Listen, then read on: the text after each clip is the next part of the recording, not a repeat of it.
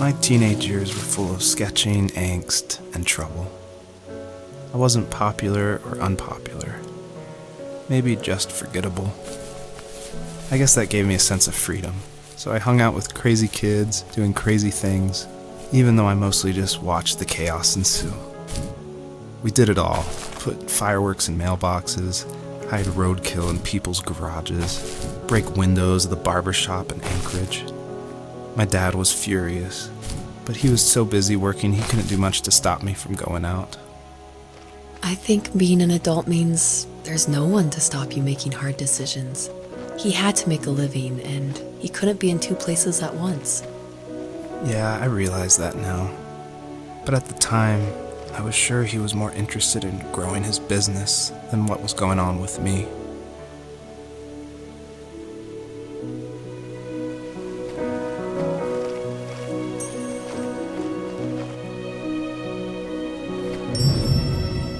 This is the level that I showed at PAX West, which was a crazy dream come true that this hobby project was being shown next to all these amazing indie games. So I decided to show this level because it's smaller, there's like some jumping puzzles, and I thought it was a good entry into the game. But the one thing I can't seem to forget is right before we opened to the public, there was an indie dev superstar. Like, you've definitely heard of his games. And I was like terrified. He wanted to try it out. So I said, of course, like, please give me your feedback. And he was super nice, super talented, of course. But this embarrassing bug happened, which I'd never seen before in my life, where when he dug the item up, he jumped right after, and it created the dust cloud to permanently be on the rest of the level. It wouldn't turn off. So it looked like this fart cloud following the fox as it just kept running with this beautiful music and serious voiceover. And it was horrible. I think about that every time I look at this level. But, you know, I was able to fix it, so I'm glad someone could at least find that bug.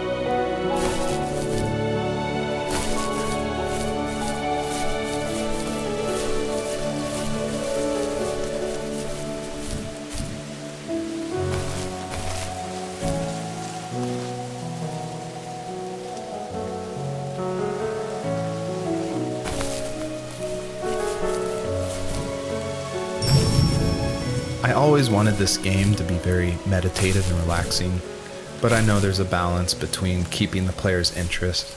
So I added this butterfly jumping mechanic just to like spice things up. I used a plugin called Playmaker for Unity, which in a visual editor lets you do interactive things, which is perfect for me because I do come from a film and design background. But on the flip side, I really wish I was good at code, because this the jumping mechanic in the whole game actually has frustrated a lot of players. But hopefully I've been able to fine tune it, so it should feel a lot better now.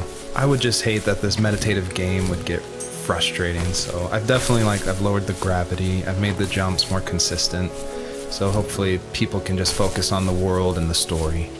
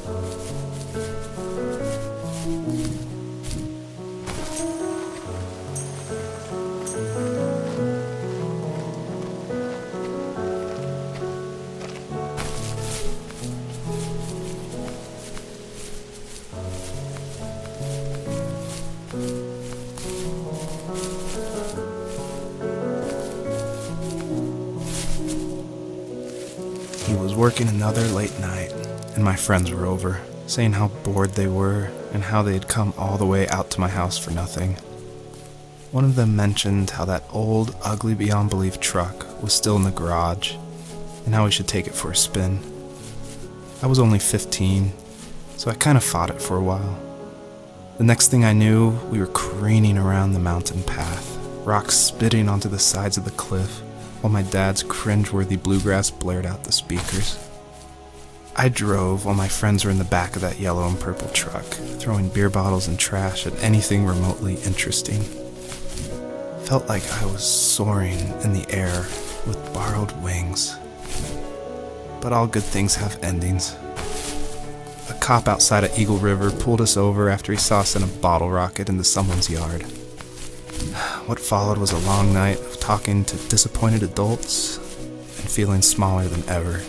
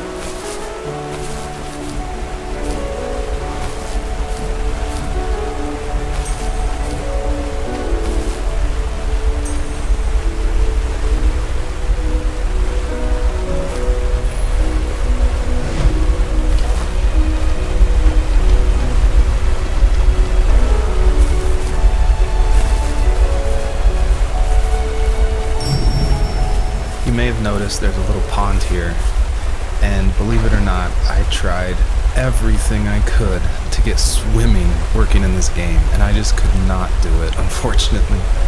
And so all the water in this game you can just stand in, which is, it still like bums me out, but the systems were not working, it was buggy. So I just had to throw it out, which, you know, I think it's okay. Like, I wish it was there, but again, the focus of this game is on the story.